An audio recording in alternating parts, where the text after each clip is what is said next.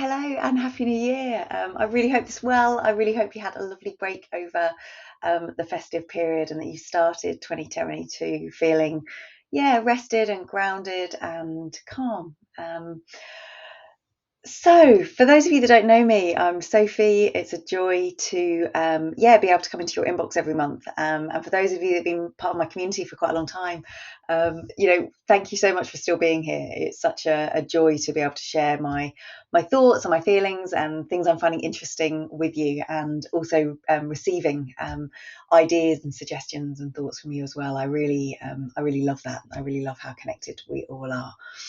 So the reason I wanted to make a video this month instead of writing an email, which is what I normally do, is I've had a thought over Christmas about how I want to shape how I communicate with you each month. So normally I just kind of sense something, I read something or I get inspired by something and I share my thoughts on that.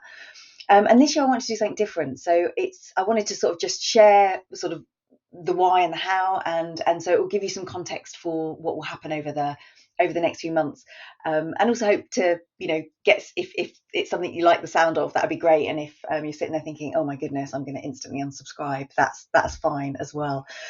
But a couple of years ago I made an attempt to simplify and work through what the journey I've been on in a thinking environment over the last sort of 12-15 years, and the impact that's had on me, and whether there were key sort of milestones or things I could discern, like signposts, that I've been able to see in myself and others that have done this work and have really committed to really truly thinking for ourselves. And so I came up with a way of representing that, and I've shared bits of it.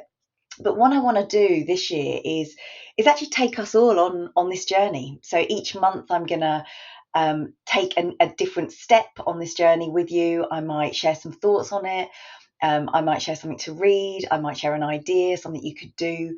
And I might even run the masterclasses aligned to this. So I'm just sort of doing my thinking. But my idea is each month I'm going to take you through one step of this journey and introduce it to you, and you can then see how it lands and where it's relevant.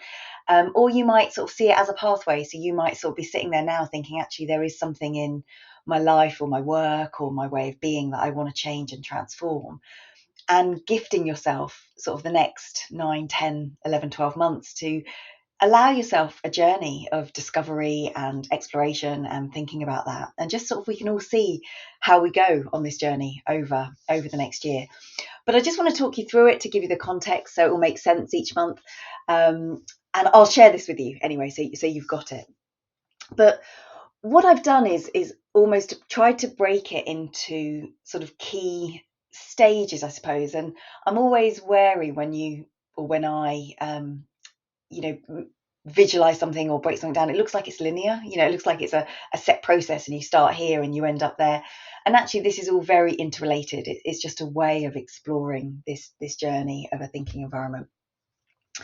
And so what you'll see sort of down here, and these first three steps, I've kind of broken them into, this language of control, courage, and transform. And for me, the control steps are actually sort of foundational. So it's all around, can we move away from overwhelm, epidemic of busyness, always on, doing so much, to actually find somewhere within ourselves, within our lives, a little bit of ease. So to put down that urgency and to reclaim a little bit of ease for ourselves. Because what I found is it's almost impossible to reclaim time until you've done that stage. And so I will say my starting point with anyone that I work with is this embrace of ease in some way. Because then we can start reclaiming pockets or moments or bits of time in which we're able to start consciously choosing what is most important to us, what is most meaningful, what will bring most value, what success looks like. And it's almost impossible to do that without time and ease. And so they sort of come in a section, I suppose.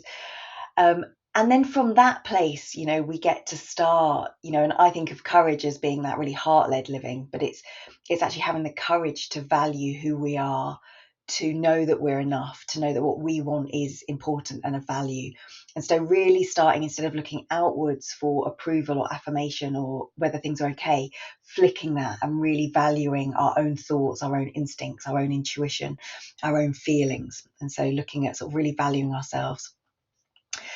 Then, I've changed number 5 now to slay your demons, because I think it encapsulates a little bit more about the role that assumptions play in limiting ourselves and also liberating ourselves. So releasing those assumptions that might be holding us back. And it's from that place where we look inwards, work out what's most important to us, do the work to understand the assumptions that might be stopping us, that we can then move forward and take inspired action around, that feels energized and is sustainable and feels really, full of life, so we get to then take that energy and put it outwards. And then I always say these sort of other levels are really about transforming. And for any of you that have been with me for a number of years, like, this is what I do. It's what I love. It's what I'm all about. Really, is around how do we individually transform ourselves? How do we transform our organizations? How do we transform our communities? How do we transform our families? How do we transform our world?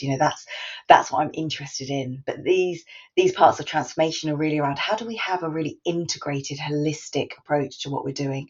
So really not just thinking from our heads, but our hearts, understanding what our bodies need, understanding that we work within a system and a context, and really integrating that to being a much more sort of wholesome and holistic way of being.